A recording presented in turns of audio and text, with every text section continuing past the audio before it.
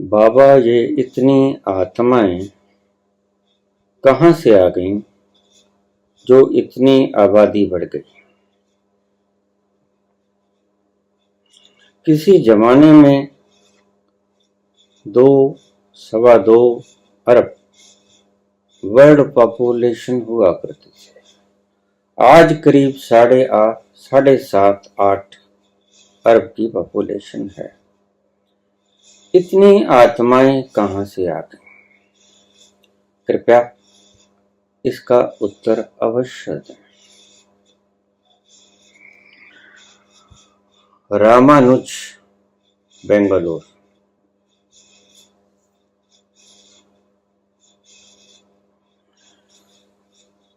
मैं जब अपने पिछले जन्मों में पहुंचा, पहले भी बोला हुआ हूं,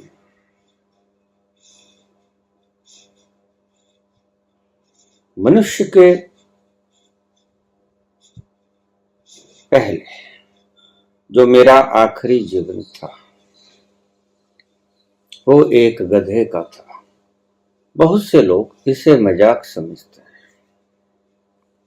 नहीं नहीं, ऐसी बात नहीं। मजाक भला मैं क्यों करूंगा? गधे से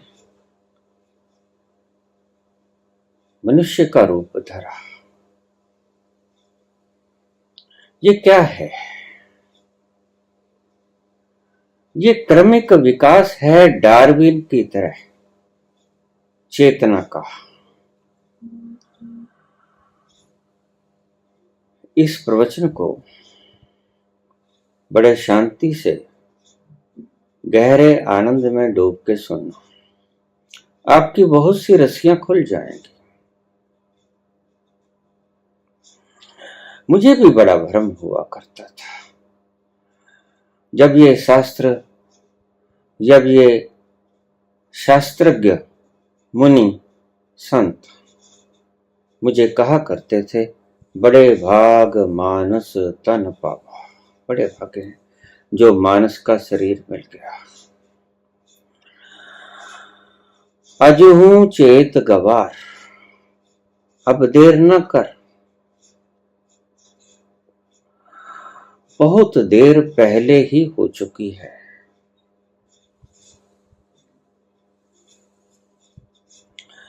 अब और देरी मत कर। बड़े भाग्य थे, अच्छे कर्म थे जो मनुष्य देह मिली। तो मुझे बड़ा आश्चर्य हुआ। मैंने उस गधे के जीवन में सारा जीवन देखा। गधा भला क्या पुण्य कर्म कर सकता है? बोझा ढो लेगा, हिना लेगा, जब थका होगा तो रेत में गलोटनियां खा लेगा। और भला क्या कर सकता है? गधे के रूप में मैंने मेरे कर्म देखे। एक बात समझ लेना, बहुत से लोग ये प्रश्न कर देते हैं कि अगर स्मृति साथ जाती है तो काबिलियत साथ क्यों नहीं जाती? आप मेरे प्रश्न को ठीक से समझ लेना, आपके बहुत काम पड़ेगा। जब हम एक शरीर को छोड़ते हैं, अपने उस शरीर के कर्म, प्रारब्ध, सभी कर्म अब तक एक कंप्यूटर में फीड होते हैं। उसे हम पोटली कहते हैं। हम उसे पोटली को उठा के शरीर से बाहर छलांग लगा देते हैं, नए शरीर को ग्रहण कर लेते हैं अपनी चेतना के अनुसार। अगर बिल्कुल ही ज्यादा चेतन नहीं है तो प्रकृति अपना काम करेगी। प्रकृति हमें अपनी इच्छा से गर्भ उपलब्ध करवाएगी। लेकिन अगर हम ज्यादा चेतन हैं, करीब 60-70% के करीब चेतन हैं, तो हम अपना गर्भ स्वयं चुनने के लिए स्वतंत्र हैं। हम अपना घर, परिवार, सहूलतें, भाई बहन, रिश्तेदार, आस पड़ोस, दुश्मन सब चुन सकते हैं। यह हमारा चुनाव है। तो ये पूछा है कि जब सभी चीजें साथ चलती हैं, स्मृति पिछले जन्म में, इससे पिछले में गया, इससे पिछले में गया, इससे पिछले में गया,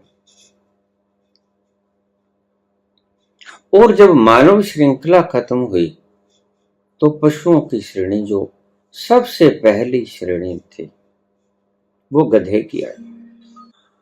डार्विन थ्योरी बुद्धि का उपयोग करके बनाई गई।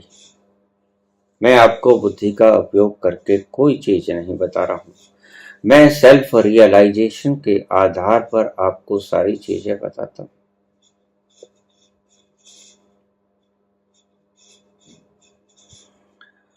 पूछ लेते हैं अक्सर मुझे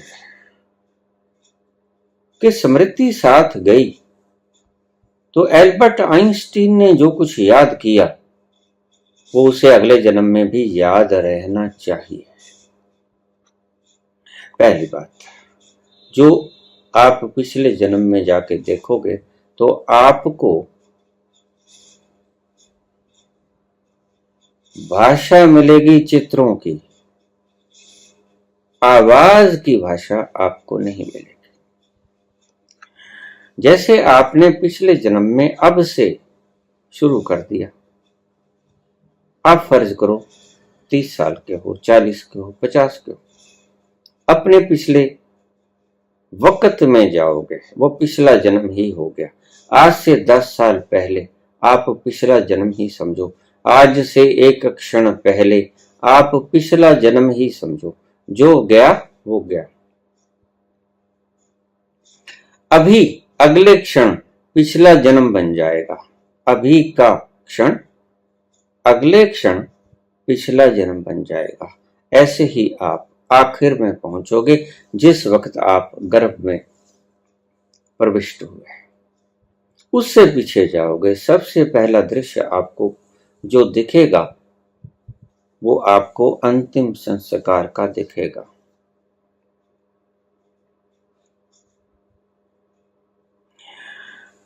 अंतिम संस्कार के बाद फिर आपको सारे जीवन की वो घटनाएं उल्टी उल्टी, फिर आपको पिछले जन्म का जन्म दिखेगा, कैसे जन्म हुआ, फिर ऐसे आप क्रॉस करते जाओगे। बैक, जैसे आपको एक फिल्म दिखा दी जाए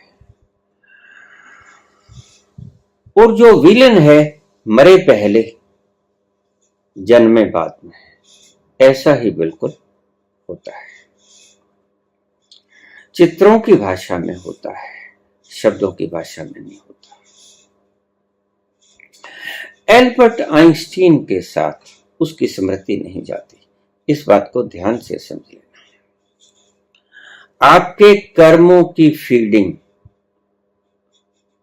परमात्मा द्वारा निर्धारित उस कंप्यूटर में होती है, और जो आपने सीखा इंफॉर्मेशंस वो आपकी बुद्धि में संग्रहित होती है। बुद्धि के जो टिश्यूज हैं, आपके मेमोरी सेल्स, उसमें संग्रहित होती है।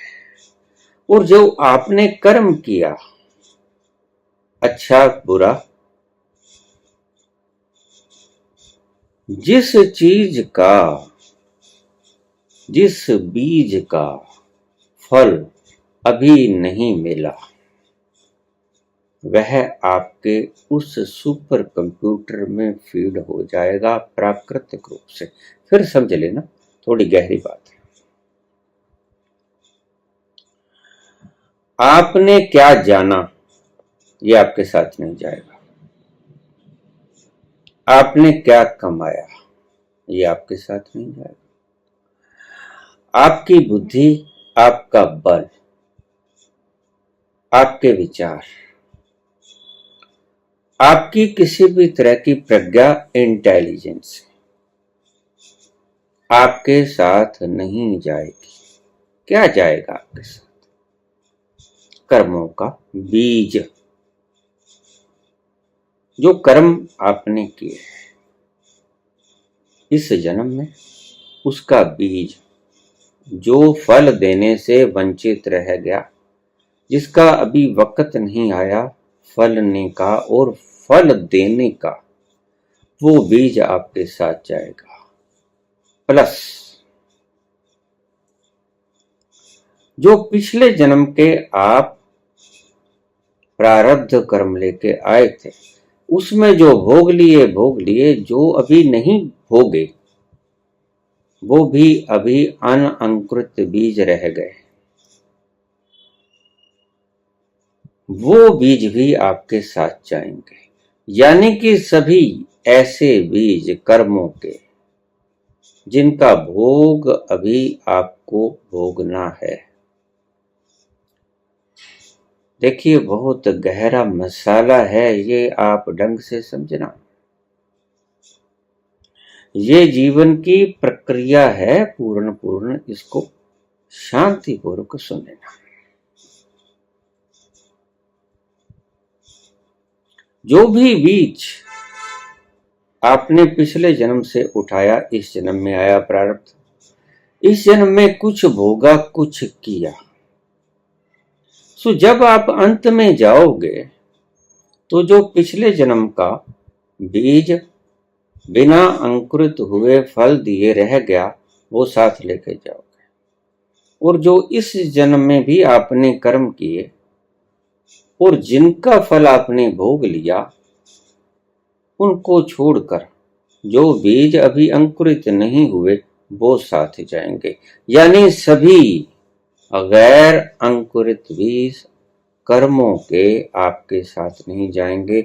यानी सभी ऐसे कर्म जिनका लेखा जोखा अभी आपने देना है, भोगना है, उनके सिवा आपके साथ कुछ नहीं जाएगा।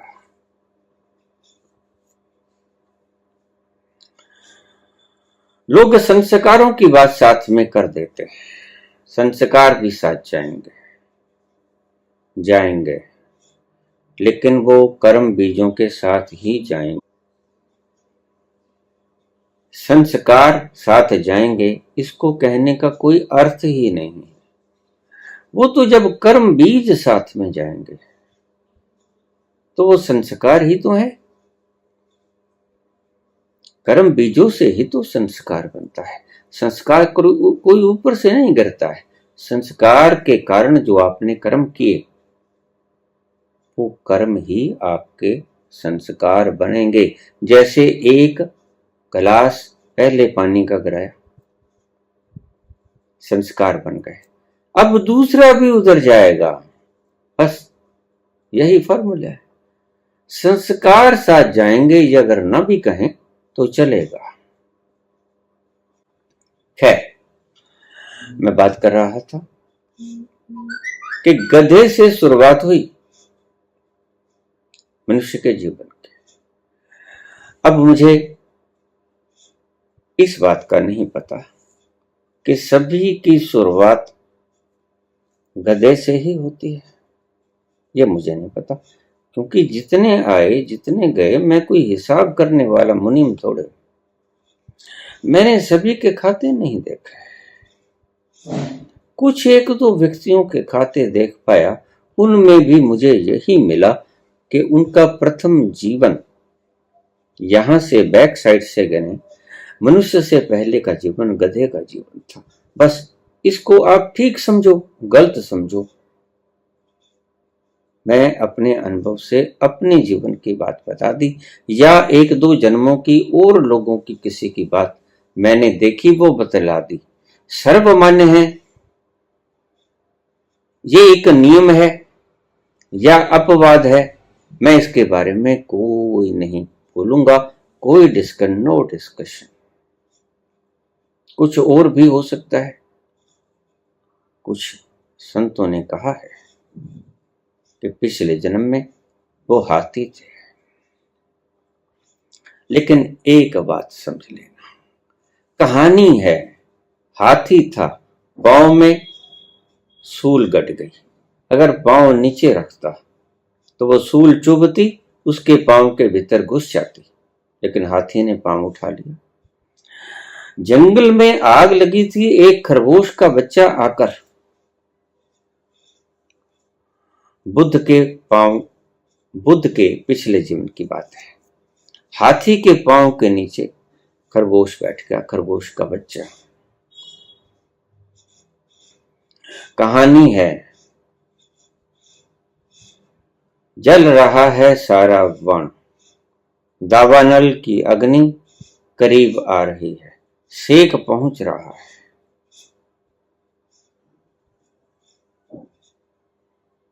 पांव नीचे नहीं रखता, अगर नीचे रखेगा पांव थका जा रहा है, सुन्न होता जा रहा है, समर्था नहीं बची है, थक गया है, ज्यादा वक्त हो गया है। पांव में कील भी चुभी हुई है, कांटा भी है, नीचे रख भी नहीं सकता। अगर वो पांव नीचे रखेगा तो खरगोश मरेगा।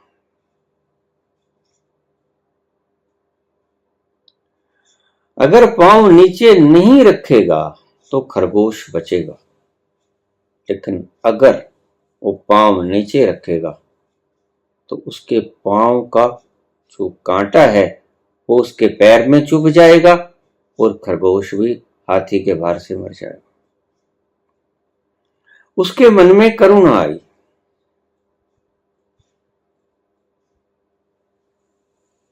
हाथी ने अपना पांव ऊपर ही रखा, खरगोश को मरने नहीं दिया।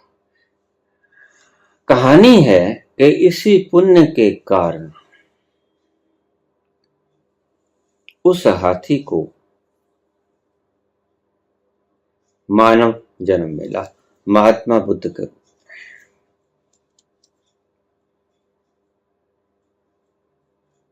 खैर ये कहानी है,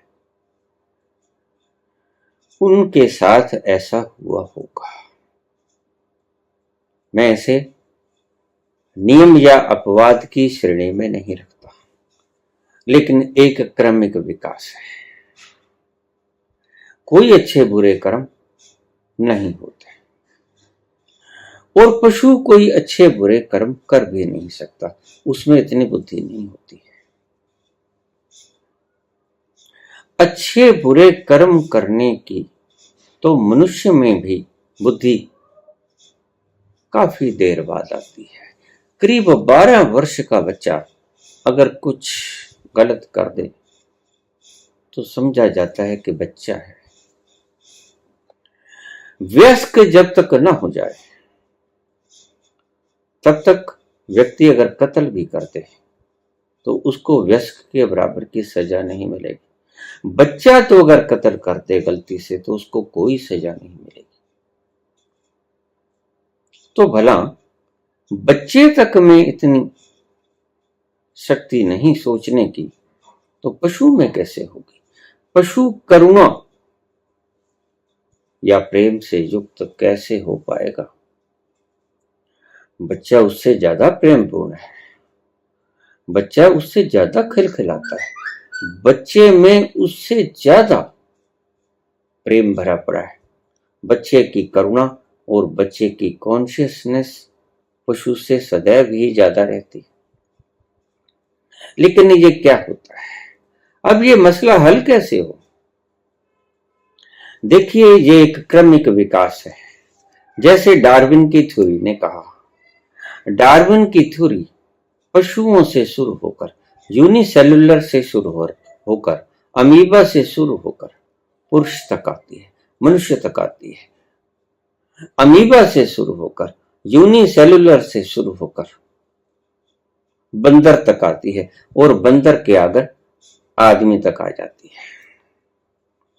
ये उसकी शारीरिक संरचना के बारे में डार्विन बोल रहे हैं। आध्यात्मिक चेतना के बारे में उसे कोई, विकास के बारे में उसे कोई पता नहीं। आध्यात्मिक विकास होता भी है कि नहीं, डार्विन को इस बात का कुछ पता नहीं। डार्विन शुद्ध नास्तिक है, लेकिन यहां हम तो बात अध्यात्म की कर रहे हैं। कुछ चीजें मैंने पिछले जन्म में जाके डार्विन थ्योरी से अलग पाई। जैसे जैसे उसने क्रमिक विकास बताया, बिल्कुल वैसे नहीं था।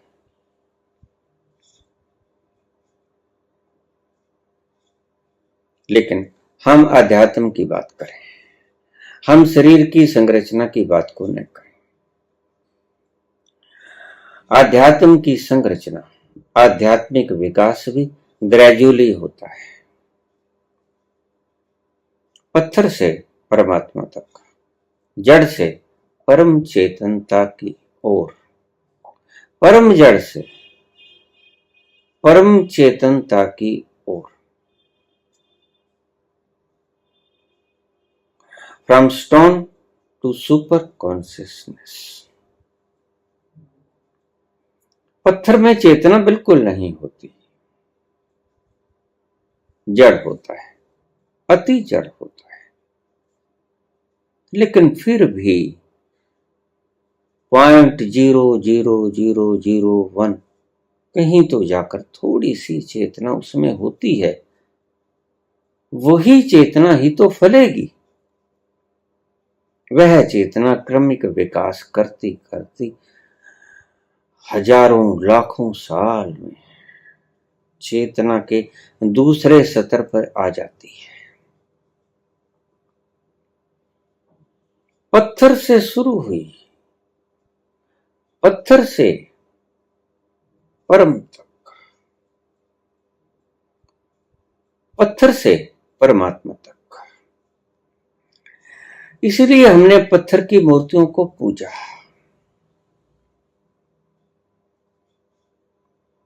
क्योंकि एक दिन यह भी परमात्मा हो जाएगा। पिछले जन्म की कहानी बुद्ध बताते हैं।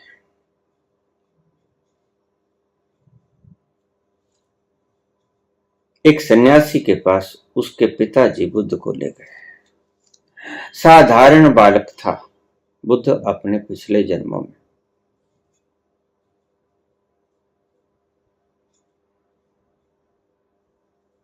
बुद्ध लिखते हैं कि मेरे पिताजी ने उस सन्यासी के पांव छुए। मैंने भी उस सन्यासी के पांव छुए। बड़ा प्रसिद्ध था, दूर दूर तक उसकी महिमा गान थी। जैसे ही मैं पांव छूकर उठा, वह महात्मन मेरे पांव में झुके और मेरे पांव को छूकर मस्तक से लगा लिया। मैं बच्चा था, रोक ना पाया, प्रत्युत्तर ना दे सका। मेरे पिता बोले, अरे महाराज, ये छोटा बच्चा, इसके ऊपर पाप चढ़ेगा। आप इतने महाज्ञानी, आप इसके पांव पड़ रहे हो। कृपा कीजिए, इसको क्षमा कीजिए, आपने इसके पांव क्यों छुए? आप इस बच्चे को क्षमा कर दीजिए। क्या इस बच्चे ने कोई अपराध किया है? तो महात्मन बोले, नहीं।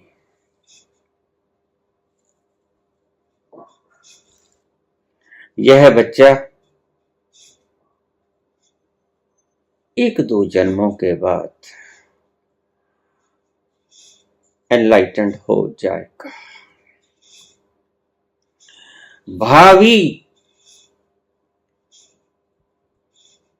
समाधिस्थ एनलाइटेंड पर्सन के पांव छूने लगा। बस थोड़ा समय और। जो व्यक्ति भीतर पहुंच गया, उसके लिए समय सीमा समाप्त हो जाती है। डायमेंशन का फर्क होता है।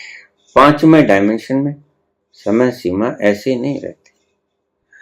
इसीलिए तो लाखों वर्षों का देवताओं का एक दिन मानते हैं। क्यों? क्योंकि जैसे जैसे डायमेंशन बढ़ते जाएंगे, 1 2 3 4 5 10, 10वें डायमेंशन में कोई समय नहीं, टाइमलेसनेस। इसीलिए जैसे ही आप समाधि में जाओगे, ईगोलेसनेस तो होगा ही होगा, आपको शरीर का भान समाप्त, क्योंकि शरीर आप हो ही नहीं। साथ में आपको टाइमलेसनेस भी हो जाएगा, वक्त का भी आपको नहीं पता चलेगा। देखिए, रात को आप सोते हो, 4 घंटे आप सो लिए, किसी ने आपको जगा दिया, आप उठे हड़बड़ा के, आपसे पूछे कि बात का जवाब दो, आपके सोए कितना वक्त हो गया, तो आप बता पाओगे? क्यों नहीं बता पाओगे? क्योंकि आप उस वक्त टाइमलेसनेस में थे। आप, इसीलिए मैं कहता हूं कि नींद समाधि है, लेकिन सोई हुई। वक्त तो वहां भी गायब हो जाता है, वक्त संबोधि में भी गायब हो जाता है।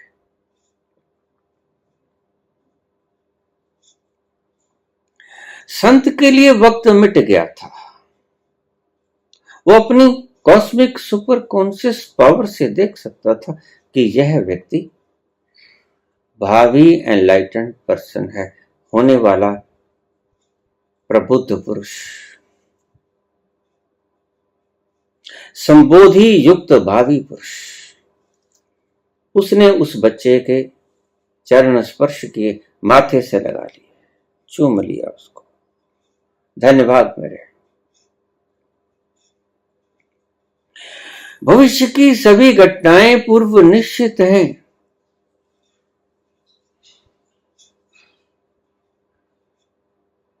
संबोधि की अवस्था बिल्कुल निश्चित हो गई होगी बुद्ध के पिछले जन्मों में, कोई शक न रहा होगा। इसने संबोधि को प्राप्त होना ही होना है, इसलिए उस संत ने बुद्ध के चरणों के हाथ लगाए। बुद्ध अपनी बायोग्राफी में यह बात कहते हैं।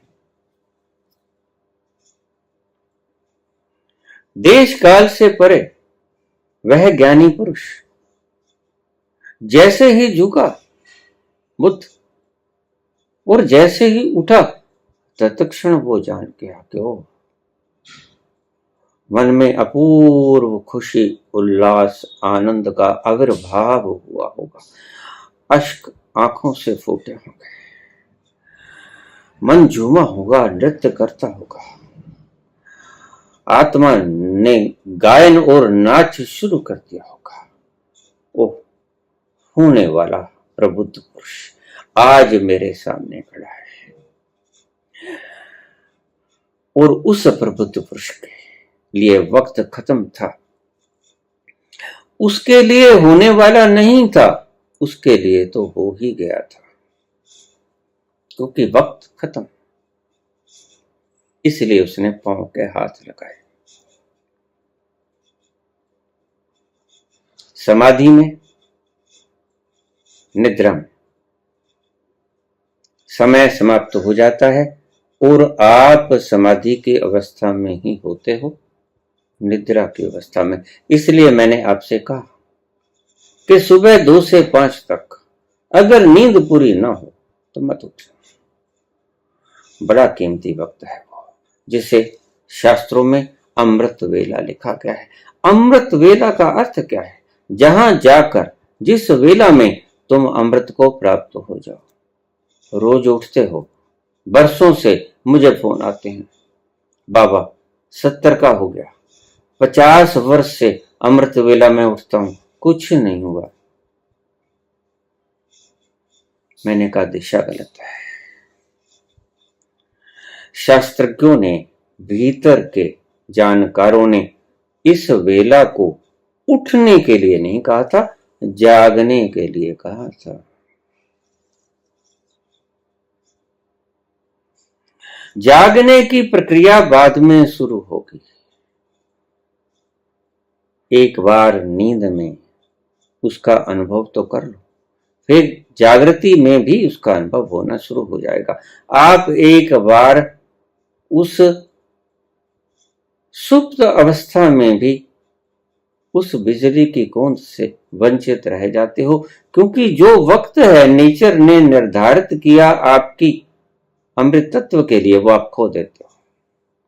और कुछ नहीं होता। मेरे पास 80-80, 90-90 सालों के बुजुर्ग व्यक्ति जो लगातार पिछले 70-70 सालों से उठ रहे हैं अमृत वेला में, उन्होंने मुझे कहा है कि कुछ नहीं हुआ, ठीक से जांचा नहीं गया। अमृत वेला है क्या? 3:40 का वक्त अमृत वेला नहीं है, याद रखना। और अगर अमृत वेला है भी तो वो जागने की वेला नहीं है, ये समझ लेना।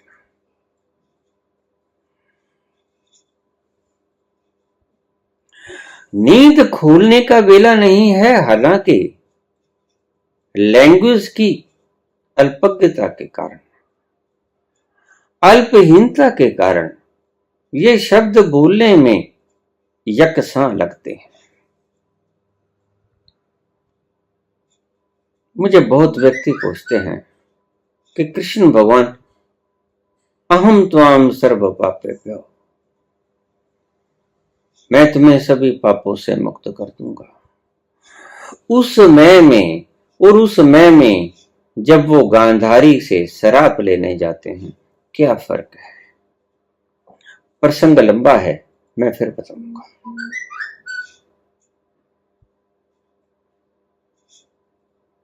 कृष्ण जब बोलते हैं तो एक जगह बोलते हैं कि अर्जुन मेरी शरण में आ जा, मैं तुझे सभी पापों से मुक्त कर दूंगा। और दूसरे गांधारी कहती है वासुदेव, अगर तुम चाहते तो युद्ध रोक न सकते थे? माते कैसे कह दूं, रोक सकता था, लेकिन मैंने रोका नहीं। गांधारी कहती है फिर मेरा श्राप लो। ईमानदारी से गए। हस्तिनापुर छोड़ने से पहले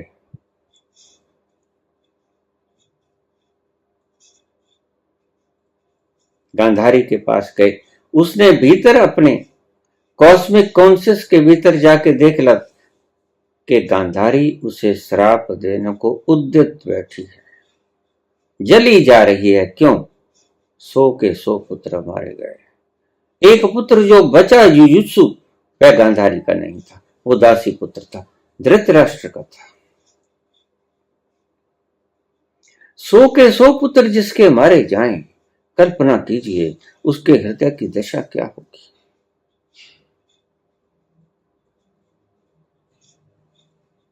श्राप देने के लिए उद्यत बैठी, इंतजार कर रही कृष्ण का। और कृष्ण देखते हैं कि गांधारी मुझे श्राप देने के लिए उद्यत बैठी, मेरा इंतजार कर रही है, तो चलो पहले श्राप ही ले आए।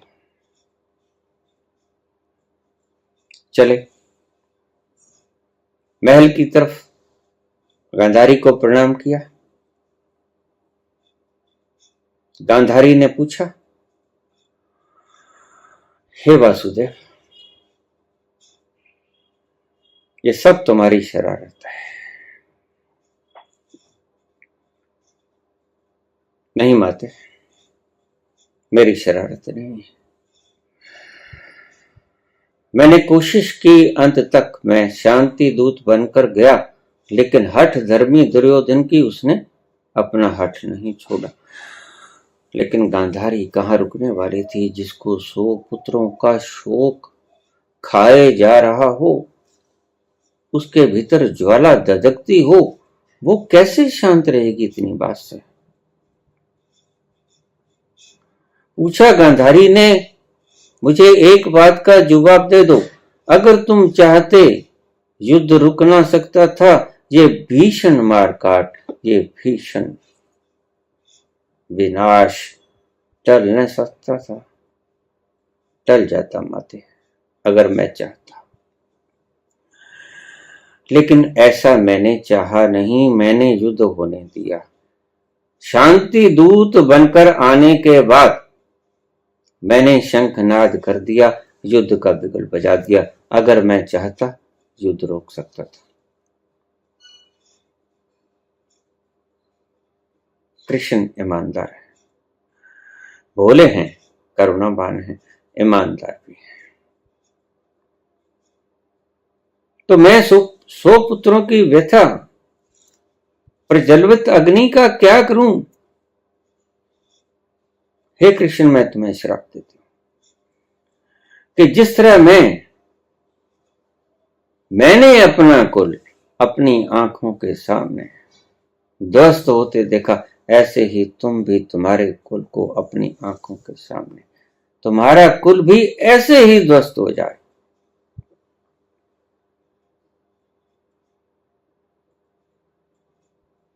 कृष्ण ने तथास्तु कह गए, माता ऐसा ही होगा। पांव के हाथ लगा के चले गए, श्राप लेने ही आए थे। जब कृष्ण कहते हैं कि मैं तुम्हें सभी पापों से मुक्त कर दूंगा, एक कृष्ण कहते हैं कि मैंने रोका नहीं, रोक सकता था। श्राप लेने के लिए चले जाते हैं, वहां कर्ता बन गए। अगर किया तुमने तो अब इसका श्राप ले लो, ले लिया श्राप। बात गूढ़ है, खुलासा लंबा पड़ेगा, वीडियो बहुत लंबी हो जाएगी। हालांकि मेरे पास कमेंट्स आते हैं कि बाबा जी आप 5-4 घंटे की वीडियो बनाया करें, तसल्ली नहीं होती, जैसे डूबने लगते हैं वैसे ही आप धन्यवाद कर देते हो। मैं क्या करूं?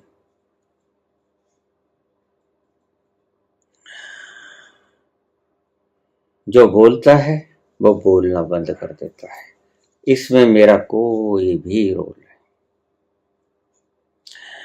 छोटी वीडियो भी बनी, 6-7 मिनट की बनी और 2 घंटे से ज्यादा की भी बनी, लेकिन मैं नहीं बोला।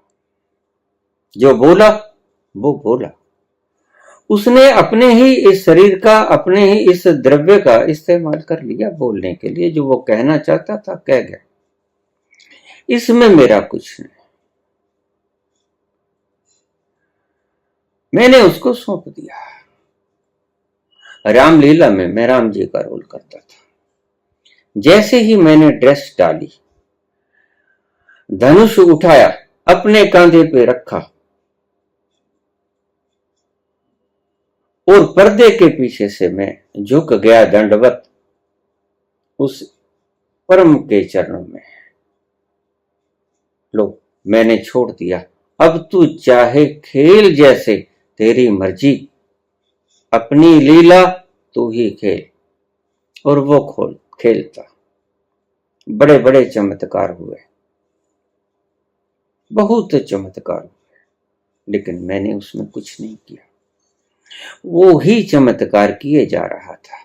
उसने अपनी लीला खुद खेली, मैंने नहीं खेली।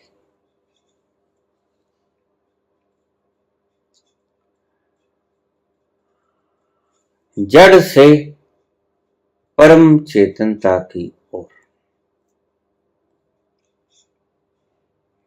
मनुष्यत्व के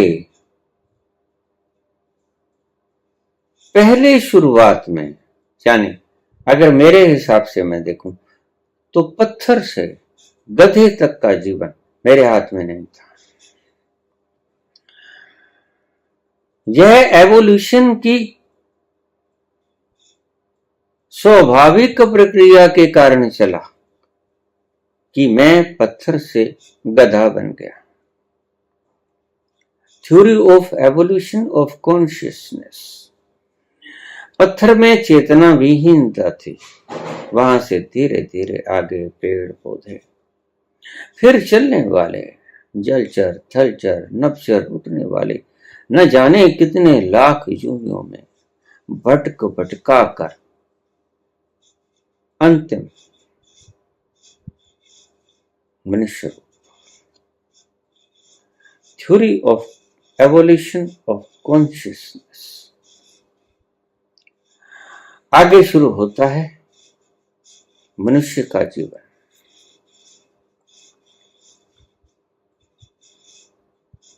थोड़ी सी भिन्नता होती है। पहले प्रकृति के सिद्धांतों के अनुरूप चला, पत्थर से चेतना विकसित होकर गधे तक आई, उससे आगे मनुष्य। मनुष्य से आगे एक पावर उसे और मिल गई। जैसे हम संयुक्त राष्ट्र संघ में एक पावर रखते हैं,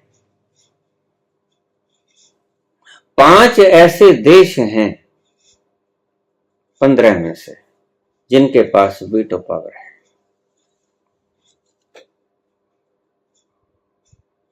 मनुष्य के पास एक पावर अलग से आ जाती है, वीटो पावर। कौन सी वीटो पावर है? निर्णय की क्षमता। अब देखिए, यहां बात समझने जैसी है। ढंग से समझोगे आपकी बहुत सी घुंडियां खुलेंगी।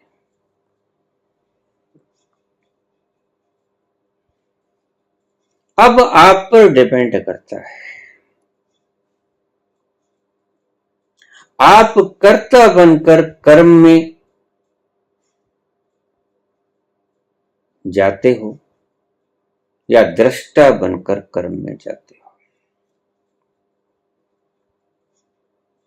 कर्म तो होंगे। भगवान कृष्ण कहते हैं कि व्यक्ति मनुष्य कर्म किए बिना एक पल भी नहीं रह सकता। आंख भी झपकता है, पलकें झपकती हैं, वो भी कर्म। बोलते भी कर्म, सुनते भी कर्म, कर्म कर्म कर्म।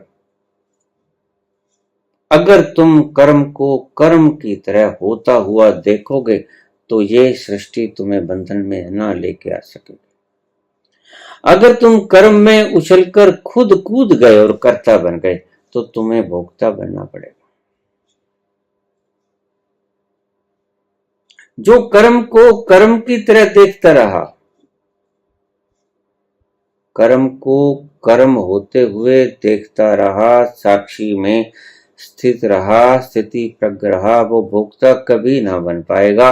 वो भोग को भोगते हुए भी देख पाएगा, क्योंकि उसको दृष्टा का पता लग गया।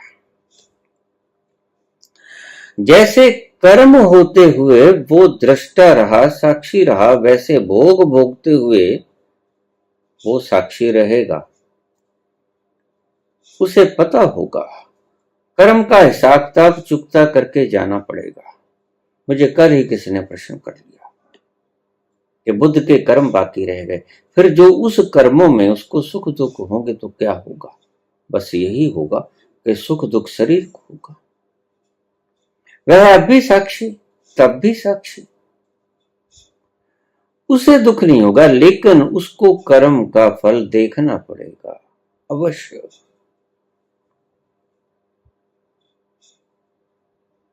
उसको साक्षी अवश्य होना पड़ेगा उस कर्म का कि तूने ये कर्म किए थे, इसका फल प्रकृति ने ये निर्धारित किया है। देखेगा वो, लेकिन बराबर जानेगा कि दुख मुझे नहीं हो रहा, पीड़ा मुझे नहीं हो रही, तकलीफ मुझे नहीं हो रही, तकलीफ दर्द शरीर को हो रहा है, मन को हो रहा है। इसने आपको गाली निकाल दी, मुंह के ऊपर थूक दिया, आप बेइज्जती भी महसूस कर सकते हो। बेइज्जती आप तब ही महसूस करोगे अगर आप इस शरीर को मैं समझोगे। जैसे गुरजेफ का कंधा लग गया था भीड़ में सेठ के साथ। गुरजेफ को पता था मैं कौन। सेल्फ रिमेम्बरेंस उसकी प्रणाली है ईश्वर तक पहुंचने की। वो जो सेठ व्यक्ति उस सिटी का सबसे रिचेस्ट पर्सन, सबसे अमीर व्यक्ति, उसके साथ कंधा लगा, उसे नहीं पता, वो अज्ञानी है। वो कहने लगा गुरजेफ से, do you know who am I? क्या तुम जानते हो मैं कौन हूं? तो अजीब सी दृष्टि से उसने देखा, आंखें फाड़ के गुरजेफ ने उस रिचेस्ट पर्सन की तरफ, do you know who are you? हिल गया वो, कांपने लग गया। पहली बार किसी व्यक्ति ने इतनी सूक्ष्म दृष्टि के साथ निहारा था उसे। क्या तुम जानते हो कि तुम कौन? हिल गया। बुद्ध भोग को भोगते हुए देखेंगे। जैसे कैटेलिटिक एजेंट के बिना केमिकल प्रोसेस घटती भी नहीं, केमिकल रिएक्शन की प्रोसेस घटती भी नहीं, और कैटेलिटिक एजेंट भागीदार भी नहीं होता, साक्षी बना उस केमिकल रिएक्शन के भीतर अड़ा रहता है। ऐसे ही तुम जिस दिन कैटेलिटिक एजेंट की तरह अपने होते हुए कर्मों के भीतर जागरूक बने रहोगे, तुम मुक्त हुए। तुम्हारे होने के बिना भी शरीर कर्म में न जाता, मस्तिष्क न सोच पाता, मन विचार न प्रकट करता, कल्पनाएं न करता, स्मृतियों में न जाता, लेकिन तुम्हारे होने के बाद तुम्हारी ही ऊर्जा के कारण सारा खेल, और तुम ही निर्लिप्त खड़े हुए उस सारे खेल के दर्शन, तुम देखने वाले साक्षी, सब कुछ तुम्हारी आंखों के सामने घट रहा है। बुद्ध आएंगे लेकिन दुखी नहीं। अगर बुरे कर्म बाकी हैं भोगने, बुरा फल मिलेगा, भोगेगा उसका शरीर, और वो जानेंगे कि मैं दृष्टा। बुद्ध से अच्छी तरह कौन जान सकता है।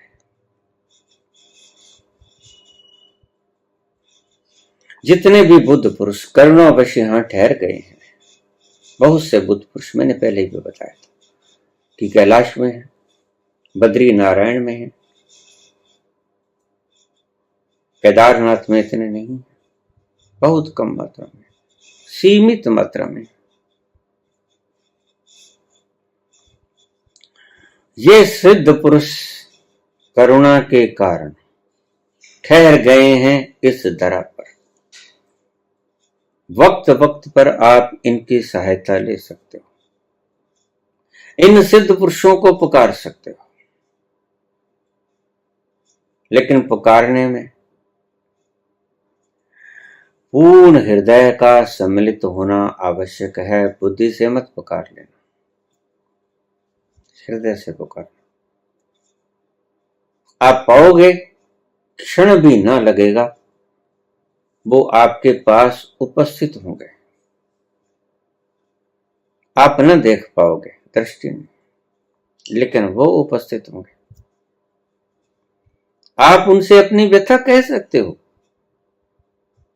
जब मैंने इस बात का जिक्र किया कि एनलाइटेंड पर्सन्स को जलाना मत, दफन कर देना, क्योंकि लाखों सालों तक वो सहायता करेगा आपको भी एनलाइटेंड होने के लिए। उसके भीतर की रेंज लगातार, फूल जब खिलता है तो खुशबू फैलनी शुरू हो जाती, वो चाहे भी तो रुकती नहीं। आपकी नासा फूटे सुगंध को पिएंगी, जो भी वहां से गुजरेगा नासों में सुगंध जाएगी, आनंद उसका मानेगा वह व्यक्ति। जो भी व्यक्ति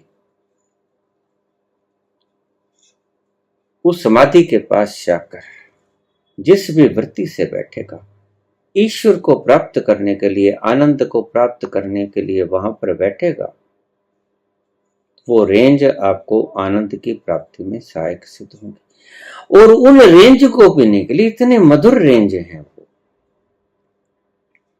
कि ये बुद्ध पुरुष भी उसके आसपास मंडराते हैं।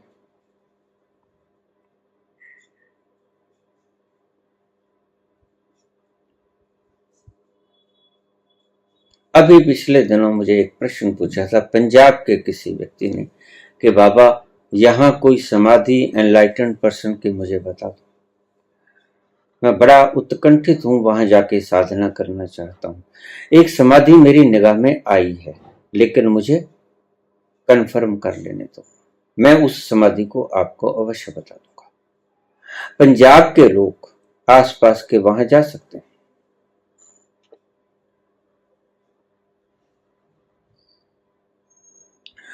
उन रेंजर्स का आनंद मान सकते हो, उनकी सहायता ले सकते हो, उनके आसपास की रूहों का फायदा उठा सकते हो। आध्यात्म में ही नहीं, संसार के काम भी करती हैं ये बुद्ध आत्माएं। इसीलिए तो आपके काम होते थे। आप आज अगर मड़ी मसानों को पूजने का रिवाज है तो कहीं से तो ये शुरू हुआ ही होगा। लोग गए इन मड़ी मसानों के पास, लेकिन आज वो एनलाइटेंड पर्सन की मड़ी मसाने नहीं है। आम आदमियों की कब्रें दो धर्मों ने बनानी शुरू कर दी, ईसाई धर्म, मुसलमान धर्म, इस्लाम धर्म। वो सभी एनलाइटेंड नहीं है, लेकिन प्रथा वही अपनाई गई जो हिंदू संस्कृति ने, जो सनातन संस्कृति ने एनलाइटेंड पर्सन्स के लिए समाधिस्थ अवस्था में उसकी कब्र खोदकर उसको दफन किया गया था। तरीका वही इस्तेमाल किया गया, लुप्त हो गया सब कुछ, मायने खो गए, ढूंढना मुश्किल है। क्या करें, गड़बड़ हो गया सारा काम, क्योंकि प्रथा बिल्कुल वैसे ही बना ली गई। अब आज एनलाइटेंड पर्सन की समाधि खोजना बहुत दुष्कर है। लेकिन पंजाब में एक समाधि मेरी दृष्टि में आई है, मुझे सूचना मिली है, मैं उसको अच्छी तरह से कंफर्म करके आपको बता दूंगा। आप वहां जा सकते हैं, वहां जाकर आप बैठकर समाधि का आनंद भी ले सकते हैं, अपनी चेतना को प्रोग्रेस करने में सहायता भी कर सकते हैं। और दूसरा, संसारिक व्यक्ति भी वहां जाकर जिस बात से दुखी है उस बात की मान्यता, मन्नत मांग सकते हैं। लेकिन ये सिद्ध पुरुष किसी मन्नत के भूखे या गुलाम नहीं होते, वो तो कर्णवशी आपका काम करेंगे। वो मन्नत तो आपके सिर के भीतर ही अटकी रहेगी, ना भी मानोगे तो आपकी व्यथा कह के आप आ जाओ, ज्यादा बढ़िया रहोगे। आपका दुख और तकलीफ वहां पर कहकर आ जाओ, वह बुद्ध पुरुष सुनेंगे, यथासंभव उसका इलाज करेंगे। करुणावश ही रुके हुए हैं। यही करुणा है, मनुष्यत्व की पीड़ा हरण, वो शारीरिक हो, मानसिक हो या आध्यात्मिक हो। दैहिक दैविक भौतिक तापा, राम राज नहीं काहे व्यापा। राम राज वो राज नहीं, दशरथ के बेटे के राज को राम राज नहीं कहते। राम राज उसे कहते हैं जहां ऐसी सिद्ध आत्माएं, उनका राज हो। वहां आप जो सोचोगे वहां हो जाएगा। राम राज को आपने विकृत कर लिया। दशरथ पुत्र राम के साथ इसका कोई संबंध नहीं। दशरथ पुत्र राम के जन्मने से पहले भी राम शब्द था, राम नाम था। राम तो उस रमने का नाम है जो समस्त जगत में रमा हुआ है, उसको राम कहते हैं। दशरथ के पुत्र में कुछ अंश अवतार उसके आए हैं, लेकिन वो राम नहीं है, राम राज नहीं है। राम राज वही है जो आपके भीतर बैठा हुआ राम है, जहां उसका राज हो, जहां आनंद का राज हो, झगड़े का राज ना हो, भेदभाव का राज ना हो। राज होता भी नहीं, भेदभाव में काहे क्लेश होता है, राज थोड़े होता है।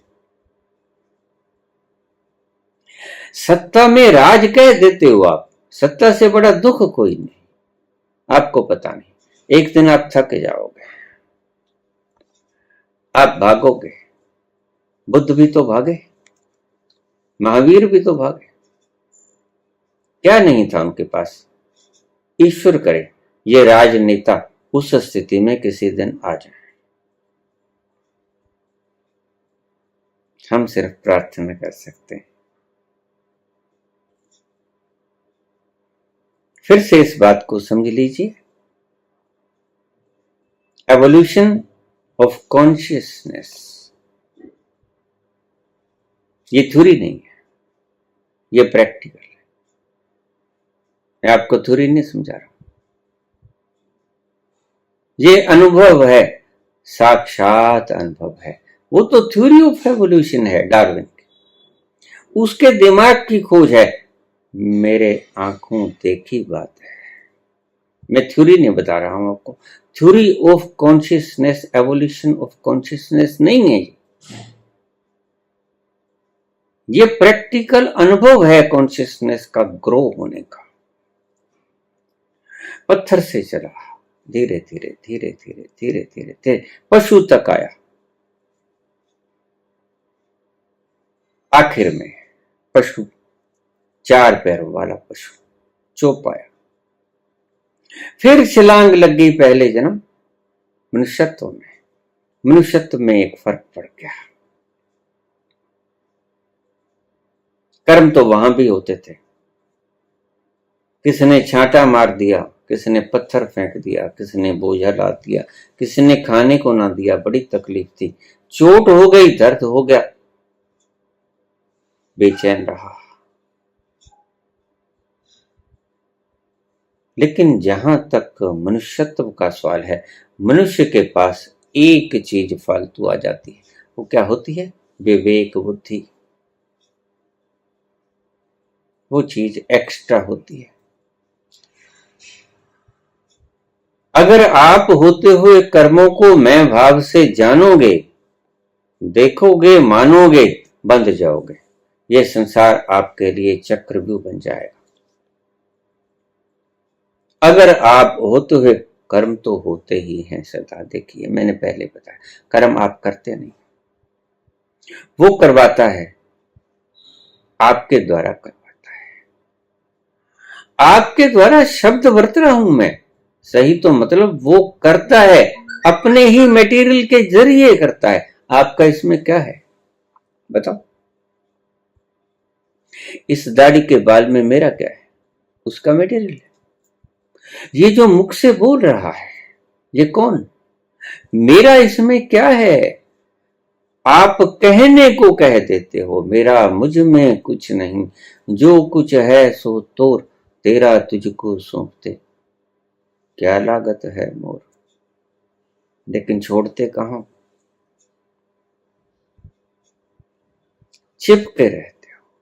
क्लिंग, मेरा है, हाय मेरा। बढ़ जाता है खुश हो जाते हो, घट जाता है रोने लग जाते हो। गांधारी के साथ ऐसा ही हुआ। प्रबुद्ध स्त्री नहीं थी, उसके 100 पुत्र मर गए थे, उसने श्राप दे दिया। उसके लिए उसके 100 पुत्र मर गए थे। कृष्ण के लिए उसके 100 पुत्र नहीं मरते। कृष्ण के लिए उसका सारा युद्धवंश उजड़ गया, उजड़ गया, लेकिन कुछ नहीं बिगड़ा। आप देखिए क्या बिगड़ा? कुछ नहीं बिगड़ा। चेतना निकल गई, कहीं और दूसरा स्थान देख लेंगे। 4 तत्व चारों में समाहित हो गए, 5वां तत्व आकाश। ये चोला खिंड गया। पृथ्वी, जल, वायु, अग्नि, ये सभी अपने अपने तत्वों में विलीन हो गए। जर्रा घटा नहीं, जर्रा बढ़ा नहीं। चेतना भी है, सभी के सभी तत्व भी हैं, क्या घटा? सिर्फ विखंडित हुआ, अलग अलग हुआ, विखंडित हुआ। जैसे आप कोई मिठाई बना देते हो, उसमें कोई एक चीज थोड़ी होती है। आपने लड्डू बना दिया, उसमें बेसन भी है, घी में पकाया भी गया है, अग्नि की भी आवश्यकता पड़ी है, फिर मिठाई की चाशनी में डुबोया भी गया है, फिर वो उसको शेप भी दी गई है। लेकिन आप उस लड्डू को तोड़कर वैसे ही उसी फॉर्म में बना सकते हैं जिस फॉर्म में आपने वो इकट्ठा किया था। चाहे लड्डू को जब चाहे भोर दो, वही जरा जरा हो जाएगा जो आपने कलेक्ट किया था। यहां आकर मनुष्यत्व में एक चीज जुड़ गई। आप कहते हो कि मैं दुखी हूं। बुद्ध पुरुष कहते हैं कि पहले ये देखो कि तुम हो। आप कहते हो मेरा ये छिन गया। बुद्ध पुरुष कहते हैं कि पहले ये देखो कि आपका कुछ था। छिनेगा तो तभी ना, अगर आपका कुछ होगा। आप कहते हो मैं बैंक बैलेंस बढ़ा दिया, मेरे पास जमीन पड़ गई, मैं बड़ा मालिकाना हक से ज्यादा युक्त हुआ। बुद्ध पुरुष कहते हैं देखो क्या बढ़ा, वो आपका है, छीन लिया जाएगा, तुम्हारा भरम टूट जाएगा, मार कर गोली गिरा ली जाएगी, बेमुहूर्त के उठा ली जाएगी, जब तेरी डोली निकाली जाएगी, बेमुहूर्त के उठा ली जाएगी, मार कर गोली गिरा ली जाएगी। कहां जाएगा ये सब इकट्ठा किया जो घटा बड़ा था, कहां जाएगा? इस तथ्य से अंधे हुए तुम दुखी और सुखी होते रहते हो। ये कर्ता और भोक्ता की जीवनी है। अगर कर्ता होगे तो भोक्ता भी होगे। जो मुक्त हो गए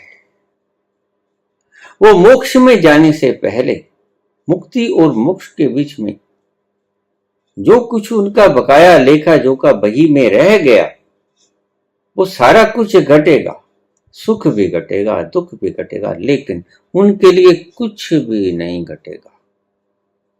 ना कुछ बिगड़ेगा, ना कुछ उन्हें मिलेगा। बस एक चीज का कैटालिटिक एजेंट की तरह उन्हें मौजूद रहना पड़ेगा उन घटनाओं के वक्त। वो भी उनकी मर्जी, जब चाहें आ जाएं, जब चाहें चले जाएं। वो मुक्त हुए और जिस वक्त वो मुक्त हो गए उसके बाद मोक्ष तक की यात्रा जानबूझकर ये लोग स्थगित कर देते हैं। रामकृष्ण परमहंस के जीवन में घटना घटी। उन्होंने करुणावश अपने आप को बांधा भोजन के साथ। शारदा बड़ा अच्छा सुंदर भोजन पकाती थी, स्वादिष्ट अच्छी रसोई पकाती थी।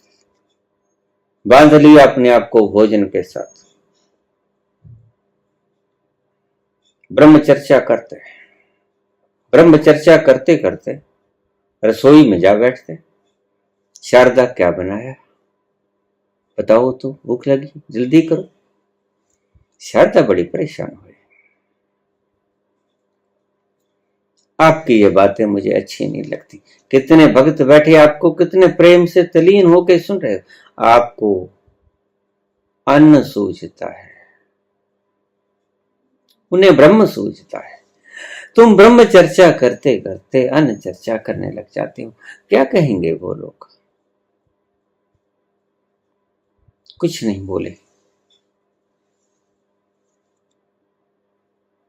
एक दिन रामकृष्ण ने कहा, शारदा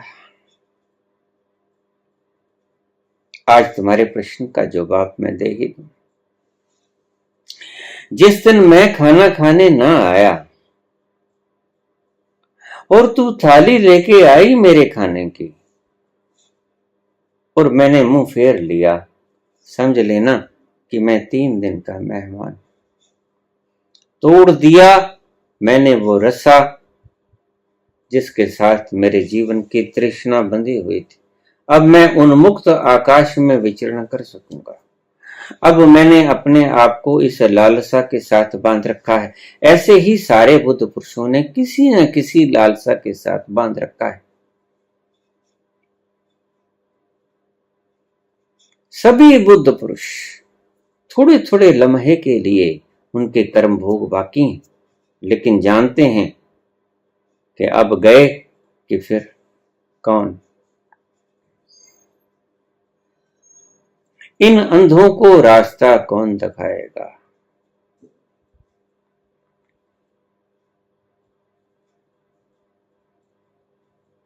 एक दिन ऐसा ही हो गया, रामकिशन ना आए।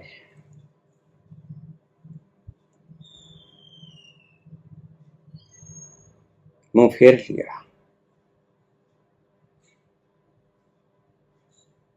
शारदा को बात याद आ गई, हाथ से थाली छूट गई, मामला खत्म। रामकिशन चले गए।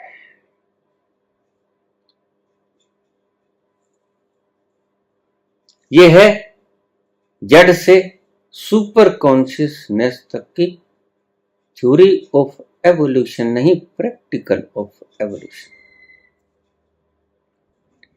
ऐसे चलता है। और देखिए, पक्षी कोई अपनी मर्जी से पुण्य कर भी नहीं सकता, उसमें बुद्धि ही नहीं, चाहे वो कोई भी प्राणी क्यों ना हो। तभी मैं कहता हूं कि गधा क्या पुण्य कर सकेगा, बोझा ढोने के सिवा कुछ पुण्य नहीं होता। वो बंदी होता है, बंदी ग्रह में होता है, अपनी मर्जी से कुछ नहीं कर सकता, परतंत्र है। परतंत्र व्यक्ति क्या करुणा करेगा, उसे समझे ही नहीं, चेतना ही नहीं इतनी, उसके कर्म कोई काउंट नहीं होते। ये theory of evolution of body Darwin की, और practical of evolution of consciousness मैंने आपको समझाया। ऐसे चेतना एक दिन विकसित होकर परम चेतन में लीन हो जाएगी। इसकी ये सारी प्रक्रिया, पशु तक आपको कुछ नहीं करना है, चेतना स्वतः ही ग्रोथ होगी। आत्माएं बढ़ गई, बढ़ेंगे। वैज्ञानिक कहते हैं कि ब्रह्मांड का लगातार विस्तार हो रहा है। लगातार विस्तार होने के कारण लगातार कॉन्शियसनेस का विस्तार भी होगा, और लगातार ये जीवात्माएं भी बढ़ेंगी और मुक्त पुरुष भी बढ़ेंगे। सारा संसार भी अपने फैलाव की तरफ है,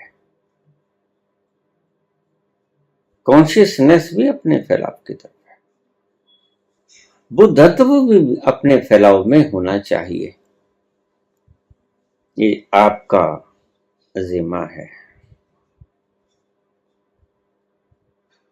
इसलिए संत पुरुष कहते हैं कि अब जाग जा, उस नींद से मत जाग जा जो अमृत वेला में जागने की शरीर की नींद होती है। आत्मा के तल पे जाग जा। वक्त खराब ना कर, अगर नींद आती है तो नींद आने दे, किसी दिन वो घटना घट सकती है तुम्हारे साथ। बहुत बड़ा भ्रम पाले हुए थे, ये सृजना, ये सृष्टि में बहुत बड़ा भ्रम फैलाया गया था कि ब्रह्म मुहूर्त में उठ के जब तप करो। कुछ नहीं हुआ, कुछ होगा भी नहीं। अगर आपको नींद सता रही है, सो जाना। ईश्वर करे ब्रह्म वेला में आप उस स्थान पर पहुंच जाओ जहां वो घटना घट जाए। घटना आपके घटाने से नहीं मिलेगी, घटना सिर्फ आप निष्क्रिय होकर सोए रहोगे तो स्वतः से ही घटेगी। और जैसे ही नींद में आपको परम चेतना का वो विस्तार नजर आया, तो जागृत में भी आपको वो विस्तार नजर आ ही जाएगा। शुरुआत तो करो।